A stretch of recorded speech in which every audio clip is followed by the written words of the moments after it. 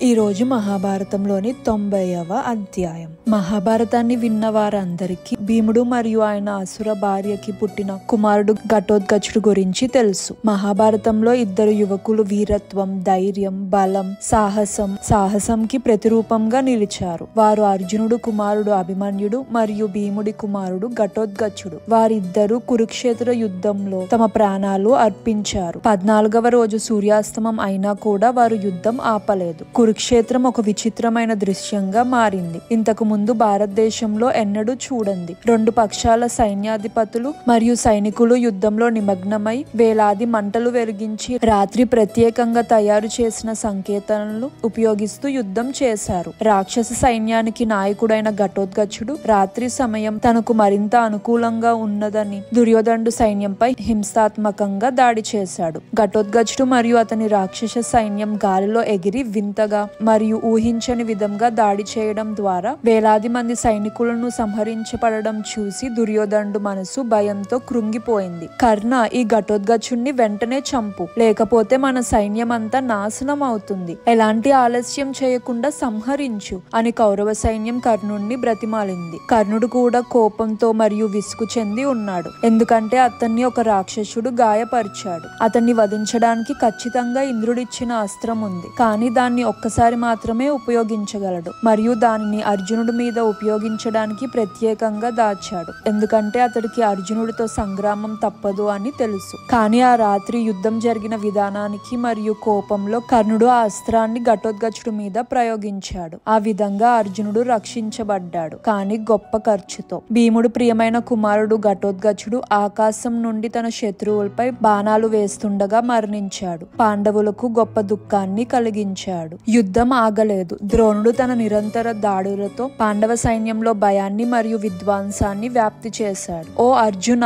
అని కృష్ణుడు అరిచారు. ఈ ద్రోణుడిని యుద్ధ నియమాల ప్రకారం పోరాడుతున్నప్పుడు ఎవరూ ఓడించలేరు. ధర్మాన్ని విడిచిపెట్టకుండా మనం అతన్ని ఎదుర్కోలేము. మనకు వేరే మార్గం లేదు. అతన్ని యుద్ధం నుండి విరమింప చేయడానికి ఒకే ఒక్క మార్గం ఉంది. అశ్వత్థామ చనిపోయాడు అని అతను వింటే ద్రోణుడు జీవితం మీద ఆసక్తిని కోల్పోయి తను ఆయుధాలు విడిచిపెడతాడు. అందువల్ల ఎవరైనా ద్రోణుడితో అశ్వత్థామ చనిపోయాడని చెప్పాలి. అర్జునుడు అబద్ధం చెప్పలేక ఈ ప్రణాళిక విని భయపడ్డాడు. అతని చుట్టూ ఉన్నవారు కూడా ఈ ఆలోచనని తిరస్కరించారు, ఎందుకంటే ఎవరు ఈ మోసంలో పాల్గొనడానికి ఇష్టపడలేదు. యుధిష్ఠిరుడు కొంతకాలం ఆలోచిస్తూ నిలబడ్డాడు. నేను ఈ పాపానికి బాధ్యత వహిస్తాను అని అన్నారు. ఇది విచిత్రం, కానీ ప్రపంచం ప్రారంభంలో సముద్ర మథనం జరుగుతున్నప్పుడు భయంకరమైన విషం పుట్టింది. దేవతలను నాశనం చేస్తుంటే రుద్రుడు దాన్ని మింగి వారిని రక్షించలేదా? తనపై పూర్తిగా ఆధారపడిన స్నేహితుణ్ణి రక్షించడానికి రాముడు న్యాయాన్ని విస్మరించి వాలిని చంపే పాపానికి పాల్పడలేదా?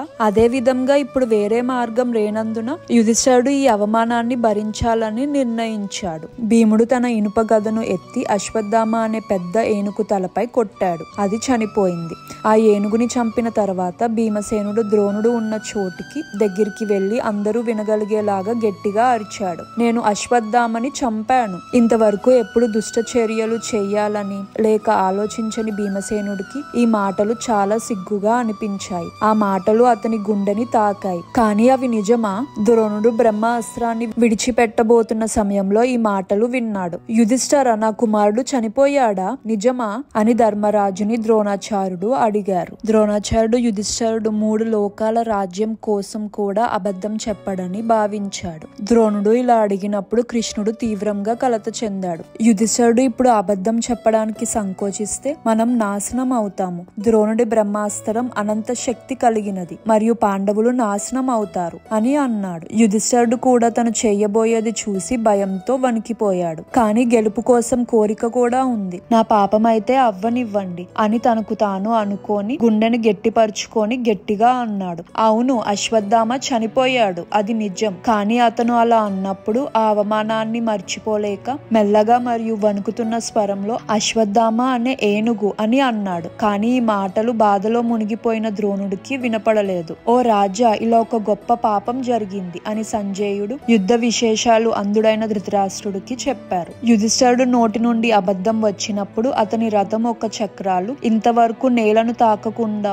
4 అంగుళాలు ఎత్తులో నడుస్తున్నవి. ఆ క్షణంలో నేలను తాకాయి. అప్పటి వరకు అసత్యాలతో నిండిన ప్రపంచానికి దూరంగా సత్య మార్గంలో ఉన్న యుధిష్ఠిరుడు అకస్మాత్తుగా సామాన్య మానవుళ్లాగా మారిపోయాడు. అతను కూడా గెలుపు కోరికతో అబద్ధం చెప్పే మార్గానికి జారిపోయాడు. అందువలన అతని రథం మానవుల సాధారణ రథం పైకి వచ్చింది. ద్రోణుడు తన ప్రియమైన కుమారుడు చనిపోయాడని విన్నప్పుడు జీవితం పట్ల అతని మమకారం తెగిపోయింది. కోరిక అనేది ఎప్పుడు లేనట్టు అదృశ్యమైంది. వృద్ధ యోధుడు అలాంటి బాధలో ఉన్నప్పుడు భీమసేనుడు అతన్ని ఉద్దేశించి గట్టిగా తీవ్రమైన మాటలతో ఇలా అన్నాడు: మీరు బ్రాహ్మణులు, మీకు చెందిన ధర్మబద్ధమైన విధానాలు విడిచిపెట్టి క్షత్రియ వృత్తి అయిన ఆయుధాలు చేపట్టి రాజకుమారులకు నాశనాన్ని తెచ్చిపెట్టారు. మీరు పుట్టుకతో కలిగిన ధర్మం నుండి తప్పుకోకపోతే రాకుమారులు ఈ విధ్వంసానికి దారి తీసేవారు కాదు. అహింస అత్యున్నత ధర్మం అని మరియు బ్రాహ్మణులు ఆ ధర్మానికి మద్దతుదారులు మరియు అధర్మమే మంచిది అని మీరు బోధిస్తారు.